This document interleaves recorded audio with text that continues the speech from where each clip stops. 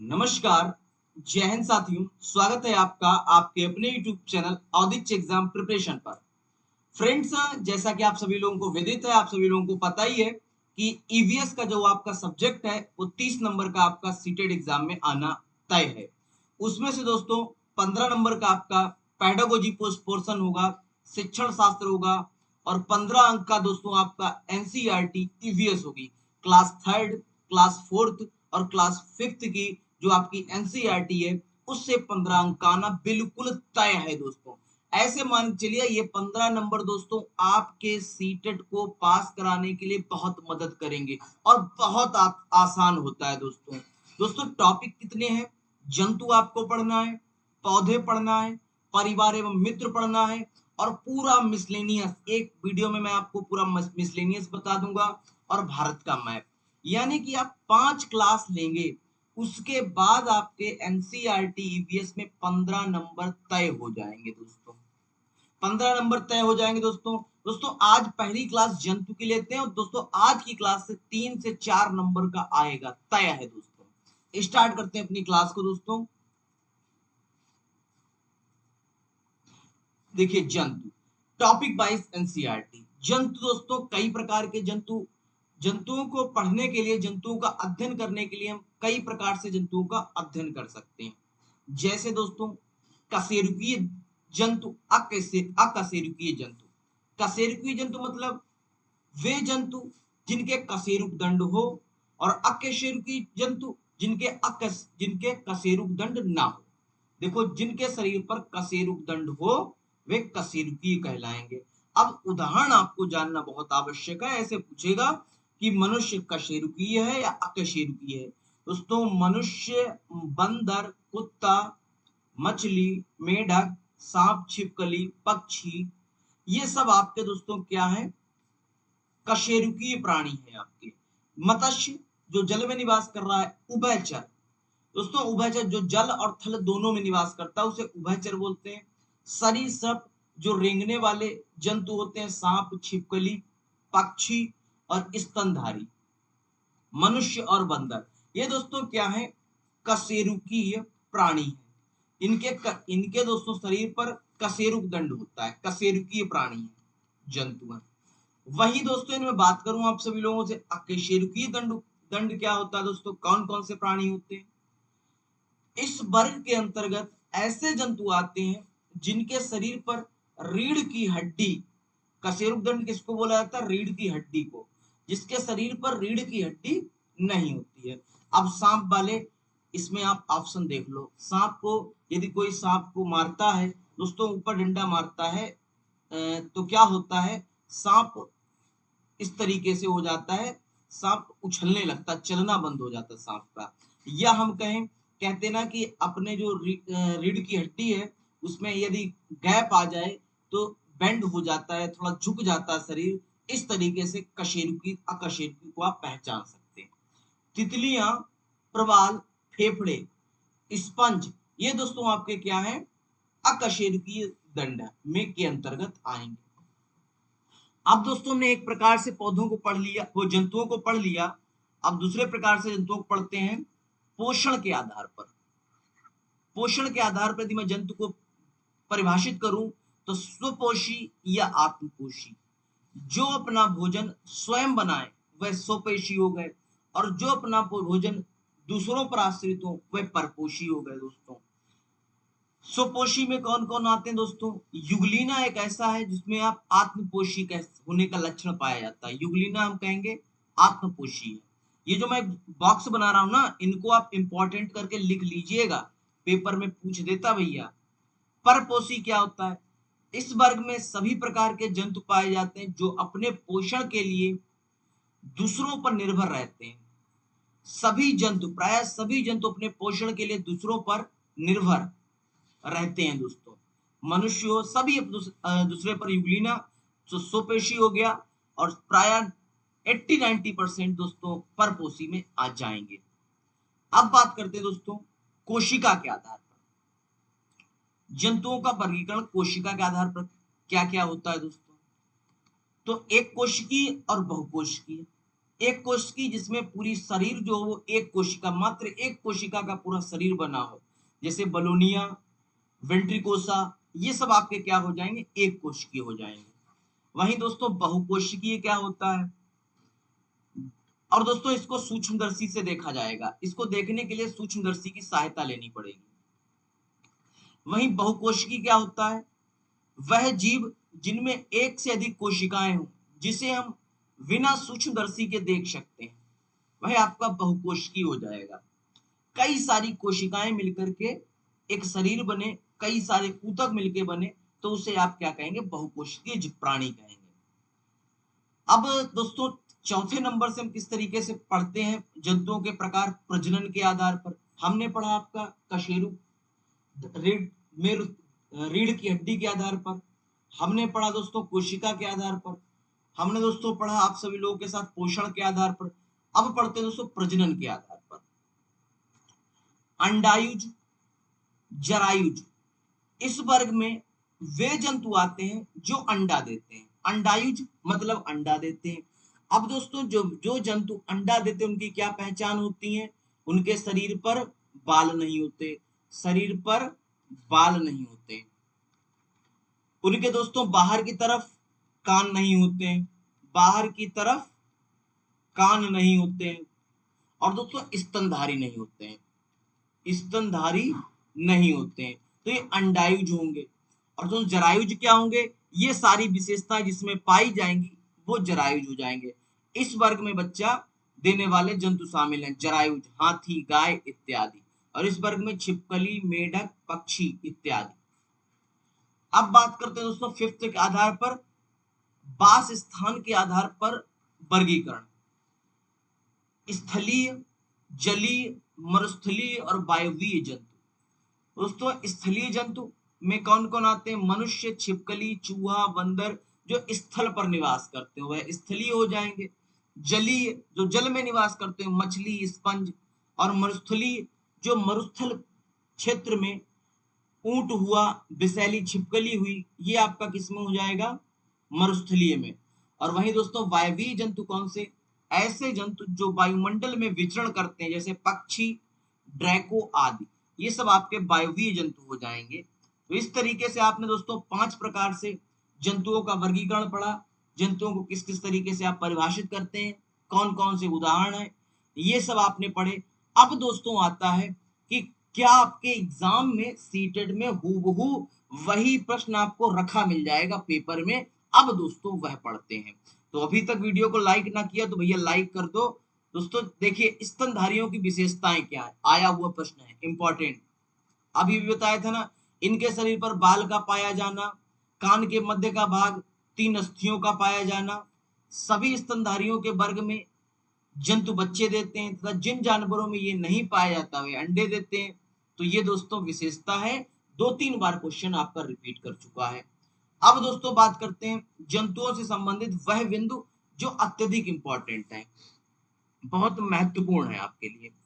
Was, चील, गिद्ध आदि की दृष्टि जो होती है, ध्यान देना, बाज, चील, गिद्ध की जो दृष्टि होती है वो मनुष्य से 4 गुना ज्यादा होती है। किसकी, बाज, चील, गिद्ध की जो दृष्टि होती है वह मनुष्य से 4 गुना ज्यादा होती है।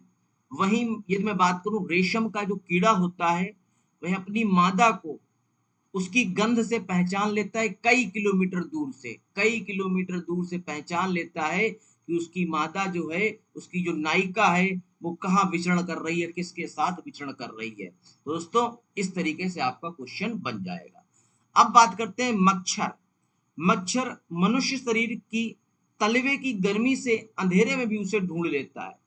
मनुष्य आप देखते हो ना, लाइट बंद, कहते हैं ना लाइट बंद कर दो और मच्छर नहीं आएगा, तब भी आपके तलवे पे काट लेता है, आपके शरीर पर काट लेता है। क्यों काटता है, क्या उसे हमसे ज्यादा दिखाई देता है, नहीं दोस्तों, वह तलवे की गर्मी से अंधेरे में ढूंढ लेता, सुगंधित तलवे की जो गर्मी होती है उससे सुगंध करके वो आपके पास आ जाता है।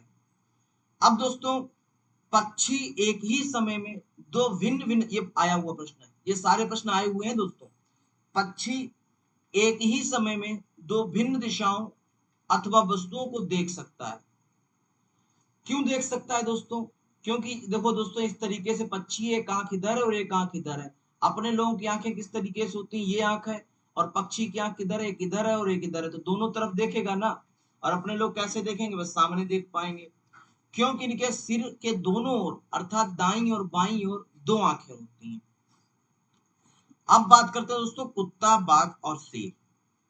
कुत्ता, बाघ और शेर आदि अपने मल मूत्र की गंध से विशेष क्षेत्र की पहचान कर लेते हैं। जो कुत्ता होता है ना, दूसरे इलाके कुत्ता आ जाए तो उसको भगाने लगता है। क्यों भगाने लगता है? वो जानता है कि हमारे क्षेत्र में जो मलमूत्र अदर जो और कुत्ता कर रहे हैं वो हमारी साथी हैं, और ये दोस्तों दूसरे कहीं और इलाके का है, कहीं और क्षेत्र का है। वाघ, शेर, ये दोस्तों मलमूत्र की गंध से क्षेत्र की पहचान कर लेते हैं। क्वेश्चन आए हुए हैं दोस्तों, आपको नो डाउट आपको ये बोरिंग लग रहा होगा, हम समझ सकते हैं आपको ये बोरिंग लग सकता है, आपको इसमें इंटरेस्ट नहीं आ रहा होगा, लेकिन भैया जब पेपर में क्वेश्चन पाओगे तो यही कहोगे कि विवेक सर ने बेहतरीन समझाया था, और आज ज्यों के त्यों पेपर में क्वेश्चन देखने को मिल रहे हैं, 120 प्लस आएंगे।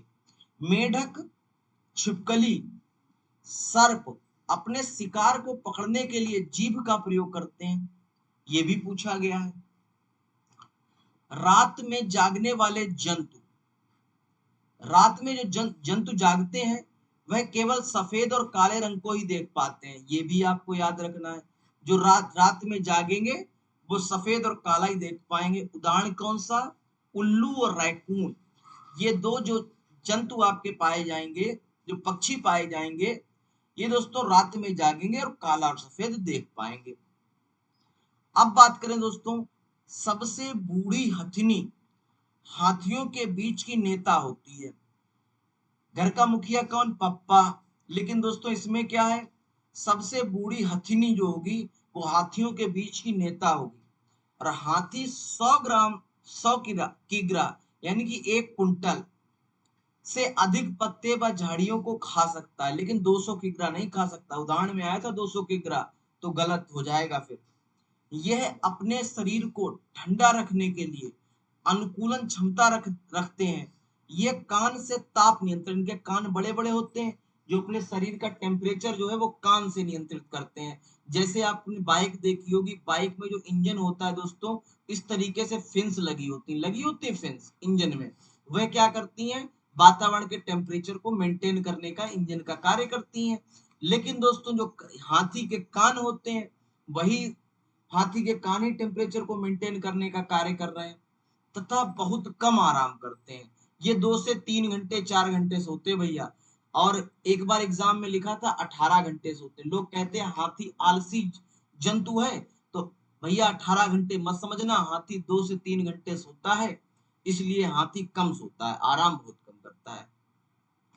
हाथियों के जो झुंड होते हैं, नेता बनती हैं, नेताएं जो बनती, नेत्री बनती हैं हथिनी, वो सिर्फ 14 से 15 वर्ष के बालकों की, मतलब अपने जो हाथी के बच्चे होते हैं उन्हीं की बनती हैं। इससे ऊपर की आयु के बाद वे अपना झुंड छोड़ देते हैं और अपने आप कहते हैं अब हम नेता बन गए, अब हम अलग रहेंगे जाके। तो इस तरीके से आपका हाथी का क्वेश्चन आए तो फिर कर ले जाना। अब बात आती दोस्तों सांप को लेकर के। इनके कान नहीं होते भैया, सांप के कान नहीं होते हैं, परंतु कंपन को पहचानने की क्षमता रखते हैं, वाइब्रेशन को पहचानने की क्षमता इनमें अत्यधिक होती है। ये रेंग कर चलते हैं, ठीक भाई, रेंग कर चलते हैं, किसान के मित्र होते हैं। अजगर जो है वो सबसे लंबा सांप है। हमारे देश में सबसे लंबा सांप कौन सा? अजगर। भारत में 4 प्रकार के जहरीले सांप पाए जाते हैं, करेत, दुबाई, अफाइका और नाग। भैया याद कर लेना, पेपर में आता है, फिर मत कहना मास्टर ने बताया नहीं, मास्टर सभी बताए दे रहा है। अब आपकी इच्छा है कि 120 प्लस आओ कि 90 नंबर लाने में लाले पड़ जाए। तो केचुआ क्या है? यह रेंग कर चलता है, मिट्टी खाकर उपजाऊ बनाता है, और किसान का मित्र होता है। तो किसान का मित्र दोस्तों कौन? केचुआ। किसान का मित्र कौन? सांप। रेंग कर दोनों चलते हैं, सरीसृप में जाएंगे। अच्छा, वर्मी कंपोस्ट खाद बनाने में केचुआ का प्रयोग होता है। अब आते हैं कुत्ता पे। कुत्तों की गलियों में अपनी जगह, कुत्तों की जो गलियां होती हैं वो अपनी अपनी जगह बटी होती कि भैया इस इलाके के तुम राजा, इस इलाके के तुम राजा और इस इलाके के तुम राजा।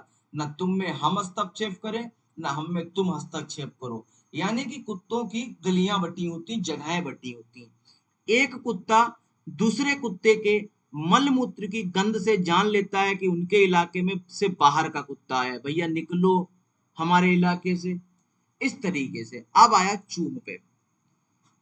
चूहों को देखने की क्षमता कम होती है भैया, ये बहुत कम देख पाते हैं, लेकिन इन्हें सूंघने की क्षमता तीव्र होती है, सूंघते बहुत तेज है, इसीलिए खाने वाली चीजें में दौड़े चले आते हैं और जाल में फंस जाते हैं।